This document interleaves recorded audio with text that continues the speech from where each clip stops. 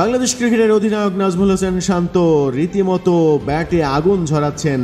পরপর 3 ইনিংসের মধ্যে 2টো সেঞ্চুরি করে ফেলেছেন। ঢাকা প্রিমিয়ার লিগে আবাহনীর হয়ে নিজের 5ম ম্যাচে মাঠে নেমে আবারও সেঞ্চুরি তুলে নিয়েছেন। 2টি প্রাইম ব্যাংক ক্রিকেটের বিপক্ষে সেঞ্চুরি তুলে নেওয়া তার। 2টি ম্যাচে প্রাইম ব্যাংকের সঙ্গে খেলার একটিতে সেঞ্চুরি তুলে নিয়েছেন, অন্যটিতে গাজী গ্রুপের বিপক্ষে সেঞ্চুরি তুলে নিলেন। ফতুল্লার খান সাহেব ওসমান আলী স্টেডিয়ামে বৃহস্পতিবার গাজী গ্রুপের বিপক্ষে 101 রানের ইনিংস খেলেন শান্ত।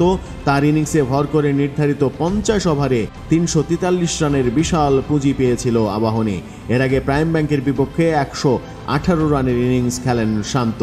এর আগে 84 বলে 101 রানের ইনিংস খেলেন তিনি। নিজের ইনিংসটি সাজাতে 8টি 4 এবং 6টি ছক্কা মারেন।